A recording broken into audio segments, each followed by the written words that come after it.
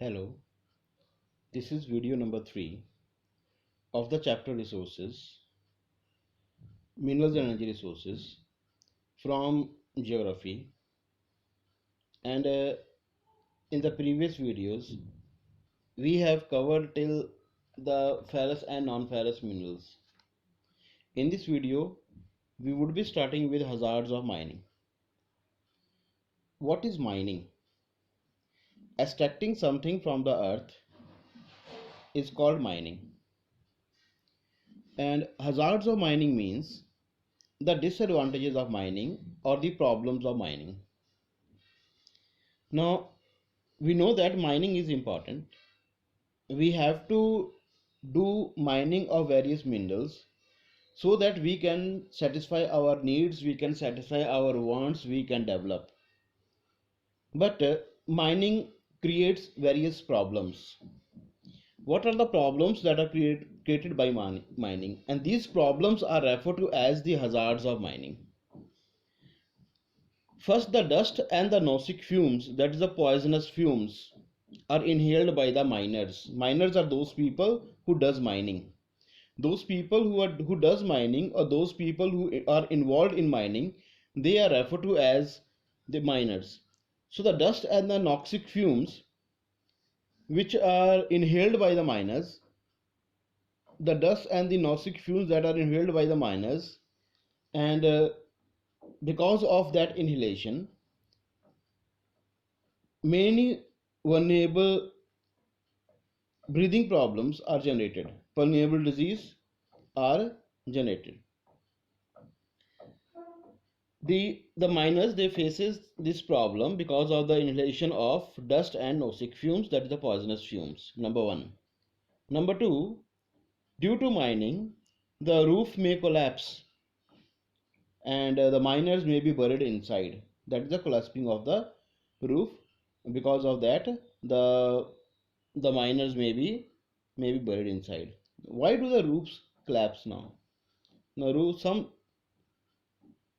this happens only when there is the deep shaft mining or the underground mining. In case of underground mining, various jacks are used in order to give support to the upper layer of the earth. But sometimes, due to the failure of those jacks, the roof may collapse and the miners may be buried inside.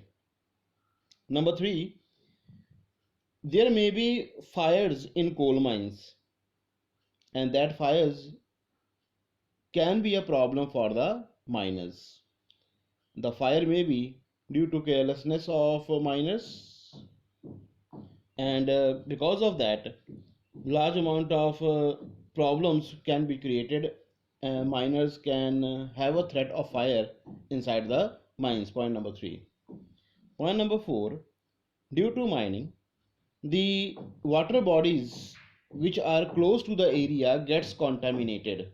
The water bodies which are close to the areas of mining, they get contaminated, and because of that, mining can create water pollution. Number 4, dumping of the waste and slurry leads to the degradation of the land, soil, and increase in the steam and the river pollution. Now, when the waste which are obtained from mining, they are dumped in the water bodies on the land, it creates land pollution and the water pollution also. So mining is responsible for air pollution, it is responsible for land pollution, it is responsible for water pollution, and it is a risk for the miners, risk to their health, and even large number of deaths can be there due to mining. Now, what can be done in order to prevent mining from becoming a killer industry? Mining is referred to as a killer industry. Why killer industry? Because large number of deaths are recorded in mining. So what can be done so that mining can be prevented from becoming a killer industry? Two suggestions can be there. Number one, safety regulations have to be followed in a strict way. Safety regulations, the rules and regulations regarding safety for the miners has to be followed in a strict way, and the environmental laws has also to be properly implemented. The environmental laws has to be implemented in a proper way, and the safety rules and regulations must be followed in a strict way. Therefore mining can be prevented from becoming a becoming a killer industry. Now let us discuss the conservation of minerals. What can be done for the conservation of minerals? We know that minerals are most important for the development of the country. We cannot think of developing if we have the shortage of minerals. So we have to conserve minerals in the better way. What are the steps that can be taken in order to conserve minerals? Now let's discuss these steps one by one. First is by reducing wastage. We have to improve the technology so that minerals are used in a wise way, in a judicious way, in a better way. We have to reduce the wastage of minerals, which may result at the time of mining and at the time of processing of the minerals. Second point, we have to do recycling of metals. Those metals which are used, they can be melted and they can be reused again. So recycling of metals has to be done so that the used of metals can be recovered, they can be melted, and then they can be reused. Number third point, by using non-metals, by using substitutes. So we have to use substitutes in place of some metals. Example, instead of metals, we can use wood, glass, plastics, and by using substitutes, we can restrict the use of the metals and thus metals can be protected, it can be conserved. Fourth point, we have to protect minerals from corrosion, that is rusting. There are some metals like iron, copper, etc. They are corroded by exposure to air or water, and this loss can be reduced by coating metal surfaces. We can coat the metal surface with the paints, with oils, and by coating them, corrosion can be reduced and thus minerals can be protected, they can be saved from destruction. The fifth point, by controlling consumption, we can limit our consumptions, we can reduce the consumption of minerals. Now we can reduce the consumption of minerals, and by reducing this, the consumption of minerals can be used for the longer period of time.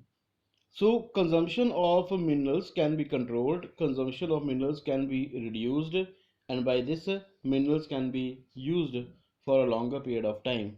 In this way, various ways can be adopted so that the conservation of minerals can be done in a proper way.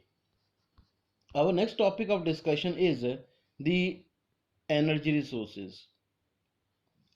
Next topic is energy resources. Energy is required for all activities.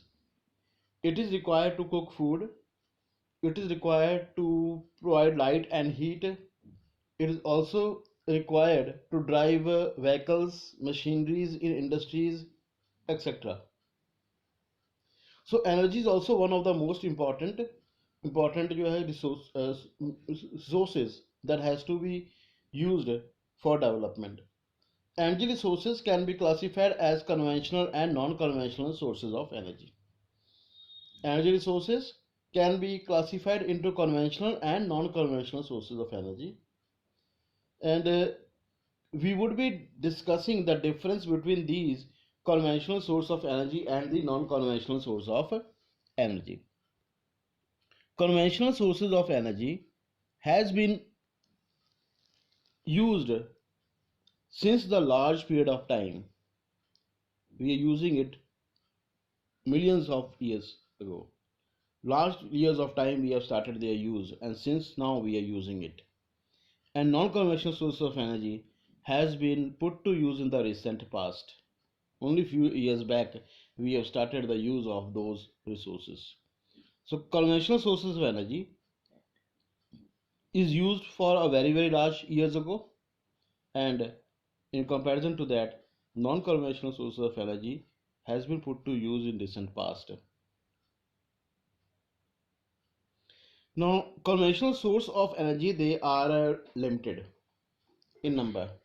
Conventional sources of energy, they are limited in number, and their formation takes a large amount of time, whereas non-conventional sources of energy, they are renewable and they can be obtained quite easily or again in less period of time.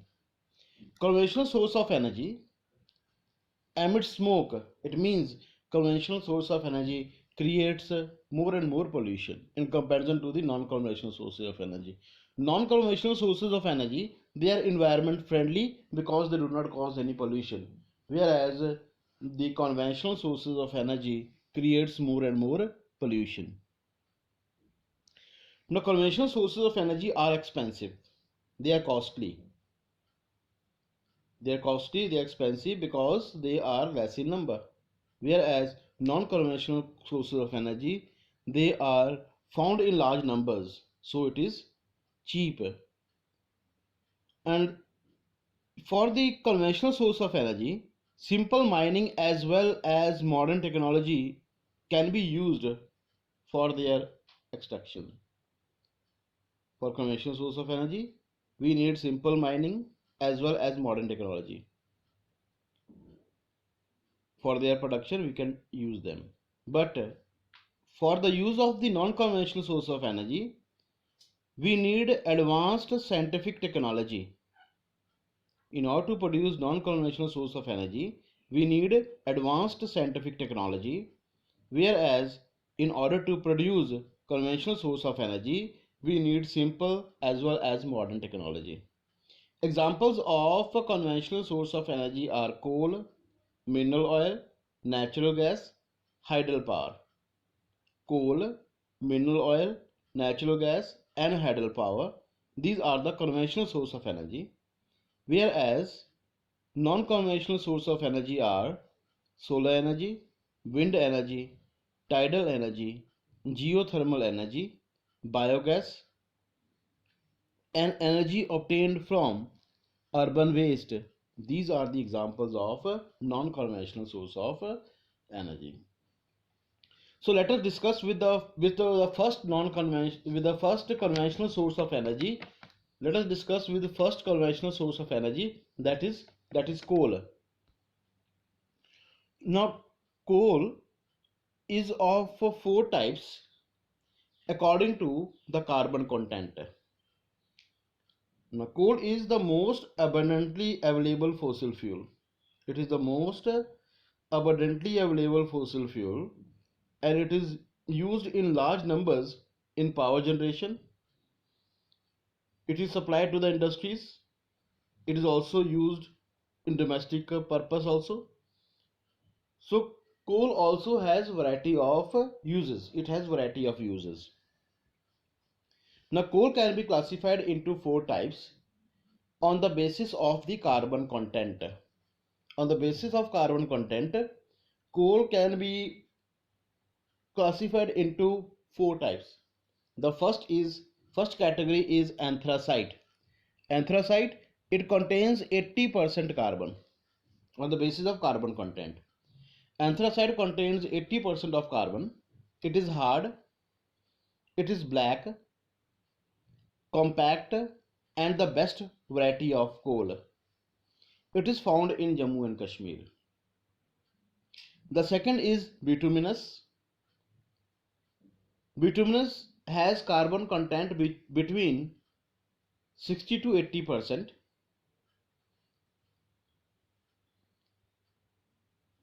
and it is the most popular coal in commercial use.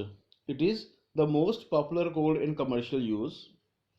It is found in Jharkhand, Odisha, West Bengal, Chhattisgarh, and Madhya Pradesh.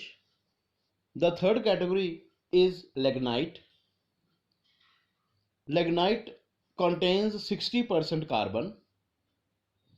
It is low grade brown coal which is soft with higher moisture content. It is soft with higher moisture content. It is low grade brown coal. It is found in Rajasthan, Tamil Nadu, Assam, and Jammu and Kashmir. The fourth category of coal is peat, and peat contains less than 50% carbon. Peat contains less than 50% carbon. It gives more smoke and less heat. It gives more smoke and less heat. It has low carbon and high moisture content, and it is having the low heating capacity. So these are the four categories of coal on the basis of carbon content. Now on the basis of age, coal can be classified as Gondwana coal and tertiary coal. On the basis of age, coal can be classified as Gondwana coal and tertiary coal. Gondwana coal is more than 200 million years in age. It is more than 200 million years in age. And tertiary coal is only 55 million years of age. Gondwana coal is 200 million years in age, whereas tertiary coal is 55 million years in age.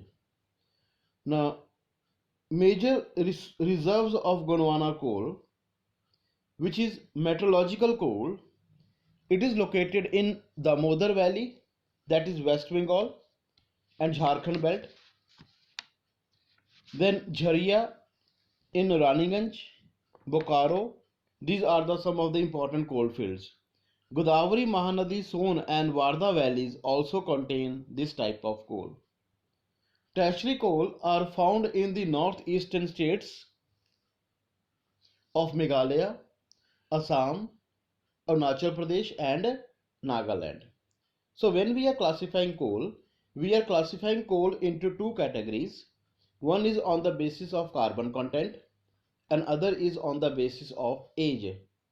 On the basis of carbon content, coal is classified into four categories, that is anthracite, bituminous, lignite and peat, whereas on the basis of age, coal can be classified as Gondwana coal and tertiary coal. This is lecture number 3 of the chapter, and in lecture number 4 we will continue with the other conventional sources of energy. Thank you.